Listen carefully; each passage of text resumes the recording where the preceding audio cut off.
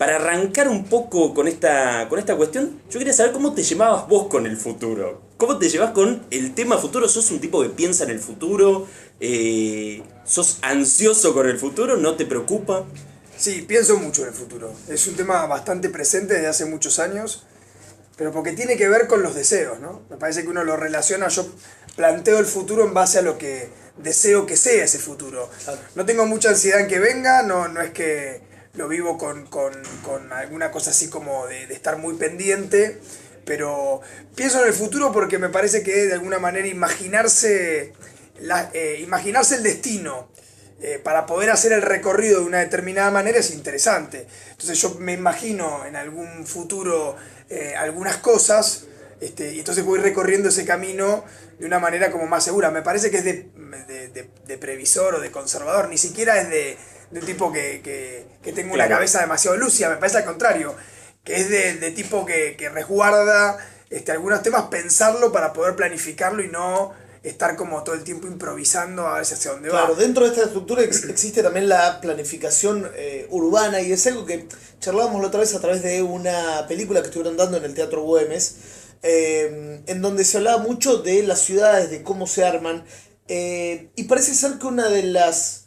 principales cuestiones en función de cómo se construye la ciudad del futuro es los espacios peatonales. ¿Volvemos a salir? ¿Volvemos a caminar?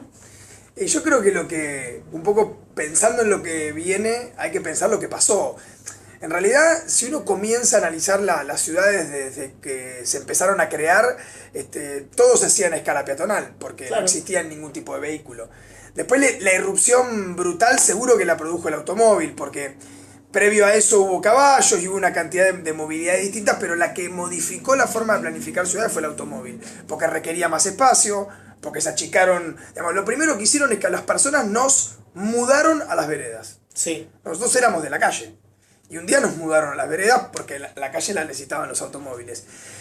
Y de repente esa mudanza trajo un montón de beneficios, la velocidad en los traslados, etc. Pero de a poco esos beneficios empezaron también a mostrar los perjuicios que trajo generar una planificación solo para vehículos. Entonces se empezó a quitar el espacio, se empezaron a pensar los tamaños, por ejemplo, de los carteles según la velocidad en la que se desplaza un vehículo y no una persona. La otra vez también leí un artículo muy interesante de antropología de las sensaciones, ¿viste? Vos te subís a una moto, no me pasa, yo no ando en moto, pero cuando uno se sube a una moto o tiene la posibilidad de ir en un barco un rato medio fuerte, empezás a volver a experimentar una cantidad de cosas, el viento en la cara, la velocidad, una cantidad de cosas que cuando vas encerrado en un auto con las ventanillas cerradas, no hay ninguna forma que percibas nada. Te perdés olores, te perdés ruidos, te perdés sensaciones de la parte más sensorial del cuerpo. Bueno, todo eso le pasó a la sociedad. Y lo que está empezando a pasar en estos últimos años es que se vuelve a calificar, se vuelve a poner como en primer lugar, volver a sentir estas cosas, porque son experiencias muy positivas, con lo cual, si tenemos una visión tipo ciencia ficción, uno se imagina traslados cada vez más rápidos, cada vez más encerrados, cada vez de punto a punto. Y eso para mí tiene un montón de contraindicaciones. Yo me imagino mucho más que nos acerquen las cosas que necesitamos y movernos caminando o en bicicleta a que tener que recorrer grandes distancias para conseguirlas. Es un planteo diferente del urbanismo, ¿no? Hace mucho frío en Mar del Plata, pero sería cuestión de acostumbrarse un poco, Yo estuve en Copenhague hace un par de años y menos 6 grados bajo cero, nieve todo el invierno y los traslados en bicicleta se producen de la misma manera. Porque y llueve también. Perdón, una de las ciudades líderes, ¿no?, en el uso de las bicicletas. Es una de las ciudades que menos cantidad de autos por habitante tienen. Y además tienen toda una cultura, ¿no? Son casi 60 años de andar en bicicleta como medio de transporte.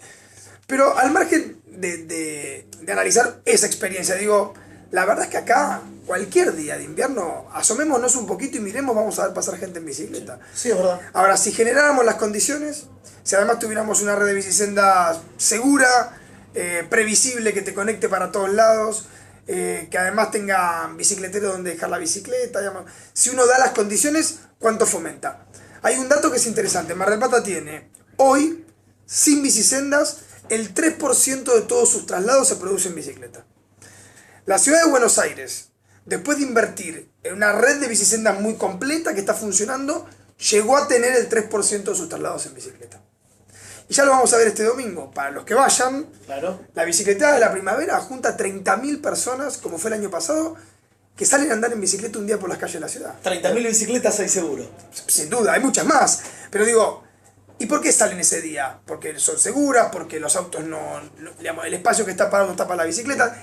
Creo que todo eso, si lo empezamos a pensar en la Mar del Plata del futuro, generaría condiciones que por lo menos a mí es la ciudad en la que me gustaría vivir. A ver, cierro uno de los temas y abro otro que hoy venía pensando en cosas que son tradicionales y que ya están como arraigadas en la cultura de Mar del Plata. Uno piensa en Mar del Plata, o en general cuando se piensa en Mar del Plata, se piensa en un porcentaje grande de la población que es mayor de 60 años, por ejemplo. En esta Mar del Plata del futuro, ¿vos te imaginás que eso continúa siendo así, que digamos es un porcentaje mucho más grande de personas grandes, o una ciudad que se va volviendo cada vez más joven, por ejemplo? No, yo me imagino una ciudad que... Me imagino primero un mundo con mucha más gente grande en porcentual, porque la estimación de vida que tenemos es cada vez más grande, cada vez más larga. Con lo cual me parece que... Mejora la salud, si antes la mejora un expectativa de montón de vida hace 100 años llegaba a los 60, hace 50 llegaba a los 70, y hoy nos parece que una persona que tiene 80, 85 o 90, estamos llenos de personas de la tercera edad o de la cuarta, porque ya no hay una cantidad de clasificaciones. Claro. Yo me imagino primero una ciudad con mucha gente grande, con mucha gente grande. Y por el otro lado, Mar del Plata no deja de ser esa ciudad que, para todos los que la visitan en diferentes momentos de su vida, pueden llegar a elegirla para pasar su jubilación. Mar del Plata sigue teniendo ese atractivo, porque todas esas experiencias que uno colecta a nivel de disfrute en sus vacaciones, cuando empieza a pensar a dónde le gustaría pasar sus 20 últimos años, su jubilación, en dónde uno puede disfrutar más, Mar del Plata sigue siendo una ciudad más elegida. Ahora, yo no lo veo como una población mayor al estilo actual. Yo me la imagino como una población mayor que va a gimnasia, que va a pilates, que anda por la costa, que camina, que tiene sus... Digamos, me lo imagino como está pasando. Claro. Vas a ir un ratito a la costa cualquiera de estos días que empieza a salir el sol y nos vamos a dar cuenta de todas las actividades que se realizan. Y yo creo que eso es una cosa que, si además económicamente tuvieran capacidad de algún gasto un poquito mayor, seguro que nos encontramos con nuevas relaciones entre gente grande, nos encontramos con la ocupación del espacio público por esta gente, hay una cantidad de propuestas, ¿no? Cantidad de clases, se aprenden cosas, o sea, yo me lo imagino así, pero digamos, me parece que el rasgo de futuro lo va a tener la juventud porque es la innovación, porque es la cosa, ¿no? Pero Mar del Plata no creo que cambie demasiado en ese sentido. De acá al 2074, ¿cuál te imaginas que debería ser el trabajo fundamental a largo plazo que habría que hacer para llegar a tener una buena Mar del Plata, la Mar del Plata que queremos? ¿En dónde hay que trabajar? Porque, por ejemplo, la seguridad es algo del momento, es algo de corto plazo, es algo que hay que trabajar ya. En tal caso habría que trabajar la educación para que mejore la seguridad. O sea, así, a largo plazo, ¿qué habría que empezar a trabajar hoy para que al 2074 estemos bien? Bueno, yo creo que el concepto es la sostenibilidad. Digamos, me parece que eso puede aplicar una sostenibilidad urbana, una sostenibilidad fiscal, una sostenibilidad ambiental. El concepto de sostenibilidad viene de sostenerlo en el tiempo con un determinado gasto que no comprometa, por ejemplo, generaciones futuras. Si uno produce 100, debería gastar 100. O debería gastar 90 y guardar 10. Pero digamos, la sostenibilidad tiene que ver fundamentalmente con no gastar a cuenta recursos futuros. Entonces, yo pienso que si tenemos que trabajar hacia una ciudad sostenible, lo primero que tiene que empezar a medir es la emisión de gases de efecto invernadero, que es un tema muy importante, porque lo que estamos haciendo es complicando el medio ambiente en el que vivimos. Una ciudad sostenible tiene que pensar cómo crecer de manera inteligente para que con los servicios ya instalados los pueda disfrutar más gente y no seguir expandiendo la ciudad sin límite. Digamos, como si fuera un caño, ¿no? Si yo digo, tengo que llevar, cada kilómetro de caño de gas vale 1.000.000 de pesos y a ese kilómetro se conectan 100 personas, cada persona está gastando una determinada cantidad de dinero. Pero si se conectan 1000, la inversión es mucho más rentable y mucho más sostenible. Claro. Entonces me parece que en el crecimiento de ciudades, lo primero que hay que hacer es evitar el crecimiento tendencial y trabajar en un crecimiento planificado e inteligente. En eso Mar del Plata estuvo trabajando en la iniciativa de ciudades emergentes y sostenibles y tiene un montón de datos. La otra cosa es hacerse preguntas que nos hicimos, pero que no son de 60 años, sino que son de 30. Y decir, bueno, Mar del Plata, con el cambio climático, ¿qué le va a pasar?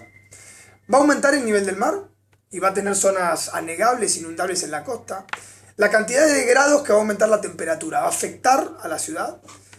¿Cuánto más va a llover? Y esas preguntas tienen que ver también con preparar la infraestructura. Y la verdad que por los próximos 30 años, los cambios que puedan afectar no son esos. Mar del Plata le va a aumentar un grado, como mucho, por los próximos 30 años. En materia de aumento del nivel del mar, está pensado que puede aumentar unos 10 centímetros. Claro. Que unos 10 centímetros en 30 años es muy poco. En algunas regiones de México están pensando que en 30 años pueden llegar a tener 90 centímetros. Claro, para hacer la aumento del nivel del mar.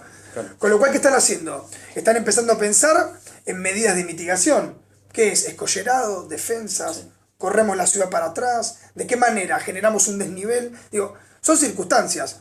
¿Va a llover mucho más? No. Pero lo que va a pasar seguramente es que los fenómenos se acortan y se agudizan.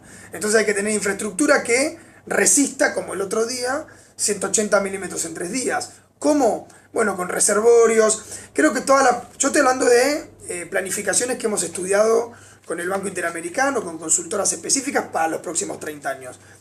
Me parece que cuando uno se entra a imaginar esa ciudad de los 30, la de los 60 queda un poco más cerca. Claro, ¿no? sí, ya estás 30 años más cerca. Queda un poco más cerca. Claro que sí. Pero yo creo que el concepto de sostenibilidad, mira, separar residuos, como está separando Mar del Plata hace 1 año y pocos meses, es un trabajo de futuro, sin duda. Porque hoy podríamos tener otra montaña infame como la que tuvimos de basura. Podría ser, digamos, ya no sé si la gente lo soportaría desde el punto de vista de la aceptación, pero una montañita más alcanza, entra. Ahora, el daño que le producimos al medio ambiente ya no tiene arreglo en un montón de sentidos. Me parece que una flota de transporte público se tiene que empezar a plantear si va a empezar a consumir energía eléctrica en vez de también consumir solamente petróleo, la energía eólica. Y por otro lado, yo creo que hay un punto siempre muy importante que es discutir la matriz económica de la ciudad para que sea una ciudad que pueda incluir y contener a todos. Trabajo, buen tipo de trabajo. Por eso la economía del conocimiento, por eso todo el tema del software, porque ahí hay pleno empleo, ahí hay oportunidades. La matriz económica que teníamos, dependiente en un porcentaje muy alto del turismo y en otro de la pesca, ha ido variando, ya no es la misma, pero tenemos que tener mucho cuidado con que esa matriz que repetimos instintivamente no deje afuera una generación entera de gente que se está formando, ¿no?